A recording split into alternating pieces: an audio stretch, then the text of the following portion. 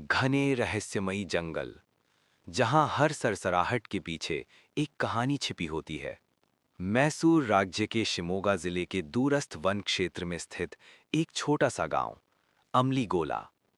यहीं प्रकट हुआ एक असाधारण बाघ, इतना विशाल, इतना शांत कि लोगों ने उसे नाम दिया गौंड नौराई, अर्थात अभिजात।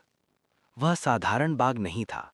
वह दिन के उजाले में चट्टान पर धूप सेकता, शिकार चुनता भी तो सबसे शक्तिशाली और मनुष्यों की उपस्थिति से बिल्कुल निर्भीक रहता। यह केवल एक बाघ की कहानी नहीं, यह प्रकृति की शक्ति, स्वभाव और उस मौन आतंक की कहानी है जिसका सामना स्वयं महान शिकारी लेखक केनेथ एंडरसन ने किया। स्वागत है। इस कहानी का शीर्षक आपको यह उम्मीद दिलाएगा कि जिस प्राणी के बारे में मैं बताने जा रहा हूं, उसमें किसी प्रकार की कुलीनता और भयावहता थी, और वह अमलीगोला नामक स्थान से आया था। पर आप शायद यह न समझ पाएं कि यह कथा वास्तव में एक बहुत बड़े बाघ के बारे में है, जिसके कुछ ऐसे गुण भी थे जिन्हें आप निस्संदेह कुलीनता से बहुत दूर मानेंगे। आप में से बहुत कम लोगों ने अमलीगोला का नाम सुना होगा, क्योंकि वह मैसूर राज्य के शिमोगा जिले के दूरस्थ जंगलों में स्थित था, और मेरी कथा के समय वह केवल एक छोटा सा गांव था। लोग उसे कन्नड़ भाषा में गोंड नौराई कहते थे, जिसका अर्थ लगभग अभिजात के समान है, और उसने यह उपाधि अपने उस अनपेक्षित व्यवहार के कारण प्राप्त की जो उसने पहली बार गांव के आसपास के जंगलों में दिखाई देने पर प्रदर्शित किया। यह अफवाह थी कि वह तगारथी के जंगलों से आया था, जो बाघों के लिए प्रसिद्ध स्थान था और केवल 8 मील दूर था, जबकि कुछ का कहना था कि वह कराड़ी बेट्टा टाइगर सैंक्चुरी से भटक कर आया था, जिसे उसने इसलिए छोड़ दिया क्योंकि वहां उसके जैसे बहुत अधिक थे और भोजन की खोज अधिक प्रतिस्पर्धात्मक हो गई थी। स्पष्टतः गौंड नोराई को यह सब पसंद नहीं था। अपनी ही जाति के साधारण बाघों के साथ उठना बैठना ही उसके लिए पर्याप्त कष्टदायक था। पर जब शिकार को उसकी नाक के नीचे से कोई युवा और तेज बाघ छीन लेता, या किसी नवयुवती बाघिन के कारण पूरा शिकार विफल हो जाता, तब उसे लगा कि अब ऐसे जंगलों में जाना चाहिए जहां उसकी जाति कम हो और शिकार अधिक। अमलीगोला से लगभग 2 मील जंगल में एक छोटा सा टीला है, जो गांव से तगारथी जाने वाले मार्ग के पास पड़ता है। एक शाम लगभग 5 बजे घर लौटते लकड़हारे इस पगडंडी पर चलते हुए आश्चर्यचकित रह गए जब उन्होंने उस टीले की चट्टानी चोटी पर एक बाघ को धूप सेकते हुए देखा। सूर्यास्त में 1 घंटा बाकी था, और पश्चिम में ऊंचे सागौन के वृक्षों के पीछे सूरज ढलने वाला था। उन्होंने अपनी चाल तेज कर दी। सब जानते थे कि ये घने जंगल बाघों के घर हैं, यद्यपि वे दिन के उजाले में बहुत कम दिखाई देते हैं। जिस बाघ को वे अब देख रहे थे, यद्यपि सुरक्षित दूरी से, वह अत्यंत विशाल था, और उसकी आलसी उदासीन मुद्रा से लगता था कि उसे उनकी उपस्थिति की कोई परवाह नहीं। वे जोर जोर से बातें कर रहे थे। वह उन्हें देख और सुन सकता था, फिर भी वह गर्म चट्टान पर पड़ा रहा और केवल हल्की जिज्ञासा से अपना विशाल सिर उनकी ओर मोड़ता रहा। लकड़हारों ने यह उचित समझा कि अंधेरा होने से पहले घर पहुंच जाए। ऐसे राक्षस के सामने सूर्यास्त के बाद जंगल के अंधकार में उनका कोई बचाव नहीं था। इसके बाद अक्सर चरवाहे, लकड़हारे और वन रक्षक शाम के समय उसी बाघ को उसी चट्टान पर धूप सेकते देखते, जबकि वे जंगल से गुजरते या टीले के नीचे से घूमती पगडंडी पर चलते। किसी को याद नहीं था कि किसी बाघ को इस प्रकार व्यवहार करते देखा हो। तेंदुए कभी कभी चट्टानों पर धूप सेकते देखे गए थे, पर बाघ नहीं। बड़े मांसाहारी इतने चतुर और संकोची होते हैं कि इस प्रकार स्वयं को किसी बंदूक की आसान गोली के सामने प्रस्तुत नहीं करते। किसी ने उस धूप सेकते बाघ पर गोली नहीं चलाई, क्योंकि अमली गोला में उस समय किसी के पास राइफल नहीं थी और दूरी सामान्य देसी बंदूक की पहुंच से बाहर थी। कुछ महीनों तक यह बाघ जंगल के हिरणों और अन्य वन्य जीवों का ही शिकार करता रहा। फिर एक वर्ष दक्षिण पश्चिम मानसून असफल रहा और जंगल सूख गया। घास सूख गई, खेत बंजर हो गए, और वन्य जीव पानी और भोजन की खोज में अन्य क्षेत्रों की ओर चले गए। अब मवेशी अकेले रह गए। तब इस बाघ ने गांव के डाकिया शिक्षक के खेत में जाकर उसके बड़े सफेद बैल को मार डाला, जो सप्ताह में एक बार 19 मील दूर सागर शहर तक गाड़ी खींचता था। बाघ ने एक ही प्रहार से बैल को मार दिया, उसे पीठ पर लादा और 6 फुट चौड़ी नाले को लांघकर जंगल में चला गया, वो भी दिन दहाड़े, और मालिक सब कुछ देखता रह गया। इसके बाद बाघ ने कई बार शिकार किया, पर हर बार वह अकेले बड़े बैल या मोटी गाय को ही चुनता। वह झुंड पर हमला नहीं करता।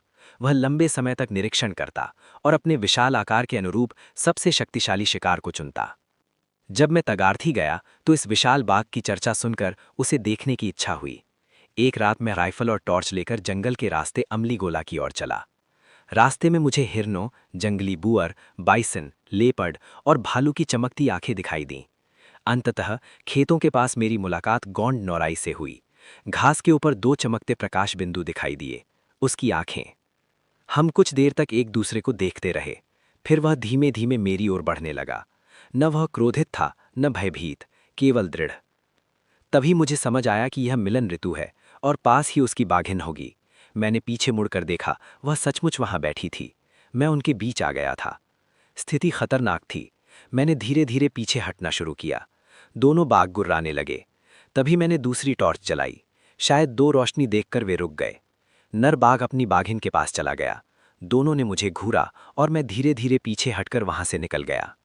मैं कुछ दूरी तक इस युक्ति में सफल रहा और जब दोनों बाघों ने मेरा पीछा करने की कोई इच्छा नहीं दिखाई, तो मैं झटके से घूमकर कुछ क्षणों के लिए पगडंडी पर तेजी से आगे बढ़ा और फिर तुरंत पीछे मुड़कर देखने लगा कि बाघ क्या कर रहे हैं। वे वहीं थे, मानो मेरे चले जाने से प्रसन्न हों। शीघ्र ही मैं अमली गोला पहुंचा और अपने मित्र मुखिया रामैया की कुटिया में गया, जहां मैंने अपना अनुभव सुनाया। रमैया विधुर था और उसने मुझे शेष रात वहीं बिताने का निमंत्रण दिया। उसने सुझाव दिया कि दिन के उजाले में मैं बाघों का बेहतर अध्ययन कर सकूंगा। दूध के कई मग और कुछ बासी वड़े खाते हुए हम बातें करने लगे। तभी जंगल से जोरदार दहाड़ और गुर्राहट सुनाई दी। बाघों का संयोग आरंभ हो चुका था। ये शोर लंबे समय तक चलता रहा, फिर कुछ देर शांति और फिर वही कोलाहल। इसी प्रकार चलता रहा जब तक हम सो न गए। अगली सुबह मैं जल्दी नहीं उठा। मुझे पता था कि दोनों बाघ विश्राम कर रहे होंगे और मेरी उपस्थिति उन्हें उकसा सकती थी। लगभग 10 बजे उठकर कॉफी पीने के बाद मैं पिछली रात के स्थान की जांच के लिए निकला। वहां पहुंचकर मैंने देखा कि भूमि उखड़ी हुई थी। झाड़ियां जड़ों सहित उखड़ी थीं, उनके उग्र संयोग का प्रमाण। नीचे एक घनी खाई में पेड़ों की छाल पर पंजों के निशान और ताज़ा मल उनके प्रवेश का संकेत दे रहे थे। कुछ आगे बढ़ते ही सड़न की गंध आई। वहां एक विशाल जंगली सूअर का अध खाया शव पड़ा था। पास ही एक सांभर मृगी की श्रोणी हड्डी भी मिली, जिसे बाघों ने खाया था। आगे एक चीतल का शव मिला और फिर एक अन्य सांभर का अवशेष। मानो वो स्थान एक मृत्यु गृह बन गया था। मैं निष्कर्ष निकाल ही रहा था कि अचानक मुझे लगा कोई मुझे देख रहा है। वातावरण स्तब्ध था। तभी घास का एक गुच्छा हिला और मैंने बाघिन के कान और फिर उसकी आंखें देखीं। वो मुझे घूर रही थी। कुछ देर बाद उसने अपने साथी को पुकारना शुरू किया। तभी खाई के ऊपर से भयंकर दहाड़ सुनाई दी। गौंडनोराई आ रहा था। भय से मैंने एक पेड़ पर चढ़ना शुरू किया। वो नीचे आकर गुर्राता रहा। थोड़ी देर बाद बाघिन भी उसके पास आ गई। दोनों पेड़ के नीचे खड़े रहे। मैं शाखा से लटका असहाय था। राइफल का उपयोग भी नहीं कर सकता था। अंततः दोनों बाघ शांतिपूर्वक वहां से चले गए। कुछ देर बाद मैं नीचे उतरा और गांव लौट आया। कुछ समय बाद मुझे सूचना मिली कि वही बाघ अब अधिक निर्भीक हो गया है और गांव के श्रेष्ठ पशुओं को मार रहा है। अंततः मुखिया रामैया ने एक बंदूक उधार लेकर घात लगाया और बाघ को गोली मार दी। घायल बाघ भयंकर गर्जना करते हुए भाग गया। खेत में लगी वो बांस की मचान, जिसे लोग अपने अनाज पर बैठने वाले पक्षियों को भगाने के लिए उपयोग करते थे, बाघ के रास्ते में आ गई जब वो जंगल की ओर भागा और उसने उसे पूरी तरह तोड़ डाला। पूरा दिन और रात और उसके बाद की 2 रातों तक रामैया और उसके साथियों को घायल बाघ की पीड़ा और क्रोध से भरी दहाड़े सुननी पड़ी, जबकि वे भय से अपनी झोपड़ियों में दुबके रहे। तगारथी में किसी ने मुझे कुछ नहीं बताया, इसलिए मुझे जो कुछ हुआ था उसकी खबर न थी। 5वें दिन की देर शाम में अमली गोला पहुंचा।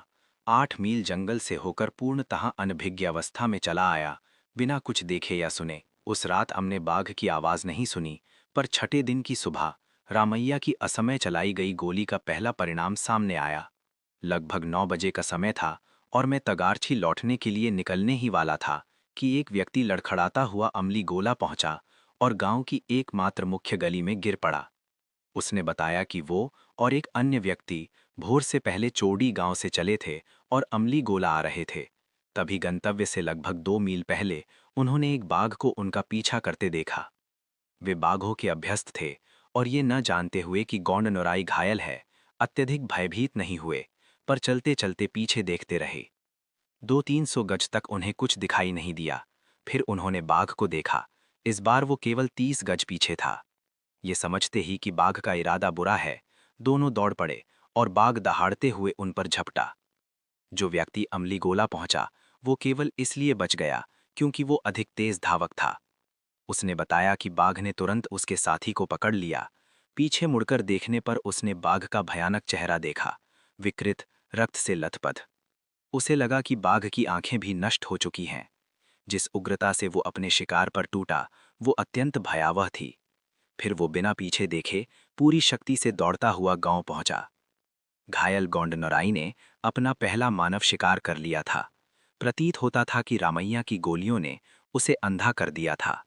मैं तुरंत घटनास्थल की ओर चला। रामैया और बचा हुआ लकड़हारा अनिच्छा से मेरे साथ आए। बाघ अत्यंत भूखा रहा होगा। उसने अपने शिकार का अधिकांश भाग वहीं खा लिया था। हमारी आहट पाकर वो शेष भाग लेकर झाड़ियों में चला गया था। सिर, हाथ और पैर बिखरे पड़े थे, भयानक भोज का प्रमाण। मैंने ताजे पद चिन्हों का पीछा किया, पर झाड़ियां अत्यंत घनी थीं। मेरे साथी आगे आने से इनकार कर गए। मैं अकेला बढ़ा, टूटी हुई वनस्पतियों और मुड़ी हुई टहनियों के सहारे। पर घना जंगल और संकरी खाई आगे बढ़ने से रोक रही थी। पीछा करना व्यर्थ था। अब 2 बातें स्पष्ट थीं। पहला, बाघ पूरी तरह अंधा नहीं हुआ था। वो अभी भी मनुष्यों के लिए बड़ा खतरा था और संभवतः मनुष्यभक्षी बन चुका था। दूसरा, अपने विशाल आकार के बावजूद उसमें युद्ध करने का साहस कम था। वो अधिक चालाक, कायर और पकड़ में कठिन सिद्ध होगा। कुछ ही समय में ये सत्य सिद्ध हुआ। बाघ अब दिखाई नहीं देता था। केवल उसके विशाल पदचिन्ह मिलते थे और यात्रियों का लापता होना बढ़ गया। मैं पुनः अमली गोला लौटा और उस घाटी से होकर गुजरा जहां वो घात लगाता था। घना बांस, सघन झाड़ियां और संकरी पगडंडी घात के लिए आदर्श स्थान। हवा की दिशा देखकर मैंने अनुमान लगाया कि यदि बाघ हमला करेगा तो बाईं ओर से करेगा, संभवतः पीछे से। मैं सावधानी से आगे बढ़ा।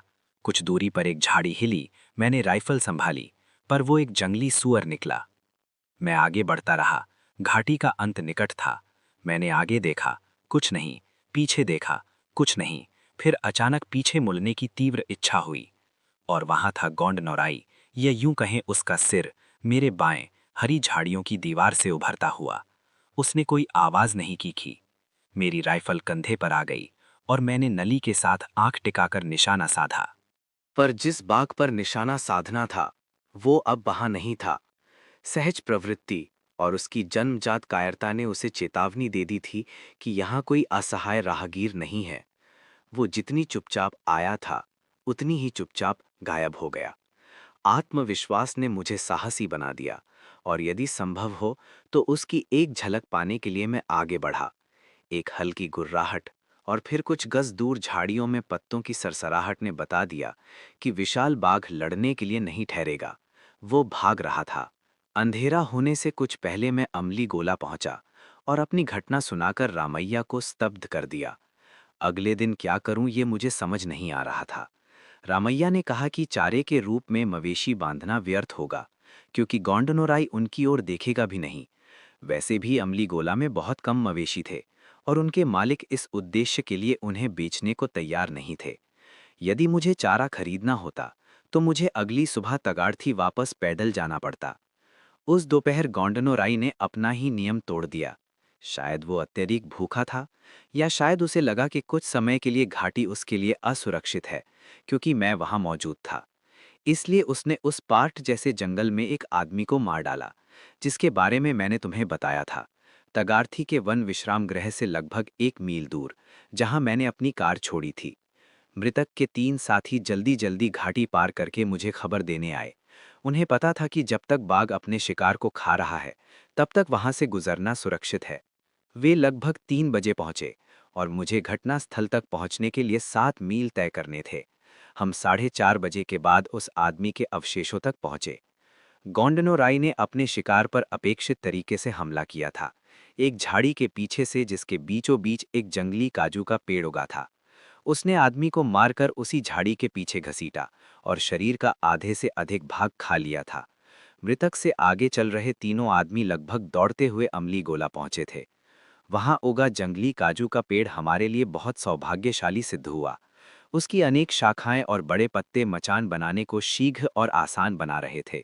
यद्यपि मैंने स्वयं से शर्त लगा ली थी कि गोंडनोराई कभी नहीं आएगा, क्योंकि वो अत्यंत चालाक था और मचान बनाते समय पुरुषों द्वारा किया गया शोर, चाहे उन्होंने कितना भी चुप रहने की कोशिश की हो, उसने अवश्य सुना होगा। फिर भी एक बहुत क्षीण संभावना थी कि वो आ जाए। 6 बजे तक मैं मचान पर था, कम समय में बनी होने के बावजूद काफी आरामदायक, और तीनों पुरुष 1 मील दूर तगारथी लौट गए, जिसे उन्होंने उसी सुबह उस दुर्भाग्यपूर्ण व्यक्ति के साथ पार किया था, जो अब झाड़ी के पीछे क्षत विक्षत पड़ा था। ये भारतीय वसंत का समय था और शीघ्र ही अंधेरा छा गया। 1 घंटे के भीतर मेरे नीचे पड़े शव के अवशेष भी दिखाई देना बंद हो गए। चांदनी नहीं थी, और यदि बाघ लौटता तो दृश्य को रोशन करने के लिए मैं अपनी राइफल पर बंधी टॉर्च पर निर्भर था। लगभग 1 घंटे तक सब शांत रहा। केवल कुछ रात्रि पक्षियों की आवाजें और पेड़ के चारों ओर उड़ते बड़े फल चमगादड़ों के पंखों की फड़फड़ाहट सुनाई देती रही। मैंने अपनी घड़ी की चमकती डायल देखी। 8 बज चुके थे, वो समय जब बाघ प्रायः अपने शिकार पर लौटते हैं। ठीक ठीक उसी समय पूर्व की दिशा के पार्क जैसे जंगल से चीतल हिरणों का एक झुंड चेतावनी भरी आवाजें करने लगा। उनकी पुकार धीमी पड़ ही रही थी कि मेरे ठीक नीचे झाड़ी में कोई जानवर हिला। गोंडनुराई आ चुका था। अगले ही क्षण वो खाने लगेगा और वही मेरा अवसर होगा। ठीक उसी समय मैंने बाघ की गुर्राहट सुनी, पर वो कम से कम 100 गज दूर थी, निश्चित रूप से मेरे नीचे नहीं। तो गोंडनुराई के साथ कोई और भी था। इस तथ्य ने स्थिति जटिल कर दी। क्या असली नरभक्षी वही था? मुझे उसकी कायरता याद आई। शायद दूसरा बाघ ही असली नरभक्षी था, या शायद दोनों ही मनुष्यभक्षी हो चुके थे। मेरे विचार टूट गए जब नीचे के जानवर ने गुर्राया और फिर तेजी से भाग गया। उसके बाद कुछ देर तक किसी बाघ की आवाज नहीं आई। मुझे लगा दोनों चले गए हैं। तभी 9 बजे से कुछ पहले एक टहनी टूटी और फिर हड्डियां चबाने की आवाज आई। बाघों में से एक लौट आया था। मैंने धीरे से राइफल कंधे पर रखी और गोली चलाने की तैयारी की। अगले ही क्षण अफरा तफरी मच गई। मेरे पीछे कुछ दूरी से भयानक गर्जनाएं सुनाई दीं। ठीक नीचे से खांसती हुई गुर्राहट आई, और उसके बाद एक भारी शरीर के मेरे बैठने वाले पेड़ के तने पर तेजी से चढ़ने की आवाज आई। उसी समय दूसरा भारी शरीर पेड़ से टकराया, जिससे पेड़ हिल उठा और वो भी तने को नोचने लगा। पेड़ तूफान से टकराए हुए की तरह डोलने लगा और मुझे लगा मैं मचान से नीचे गिर जाऊंगा। मेरे पैरों के नीचे से आती गर्जनाएं, गुर्राहटें और दहाड़े मुझे आतंकित कर रही थीं। मैंने जल्दबाजी में राइफल की नली नीचे की ओर की और टॉर्च का बटन दबाया। प्रकाश ने अंधेरे को चीरते हुए नीचे केवल 2 फुट की दूरी पर एक तेंदुए को दिखाया, पर वो नीचे की ओर देख रहा था। मैंने नली थोड़ी हिलाई और अब मैं गोंडनोराई की दहकती आंखों में देख रहा था। वो इस पेड़ पर आक्रमण करने का साहस कभी नहीं करता जिस पेड़ पर मैं छिपा था। यदि मानव शव से भोजन कर रहा तेंदुआ भयभीत होकर उसी पेड़ में शरण न लेता। दोनों जानवरों को पता नहीं था कि पेड़ पर पहले से मैं मौजूद हूं। पहला निशाना आसान था, आंखों के बीच। गोंडनोराई उल्टा पड़ गया और उसकी दहाड़ समाप्त हो गई। दूसरा भी उतना ही आसान था। तेंदुए ने हैरानी से ऊपर देखा और उसकी आंखों के बीच भी गोली लगी।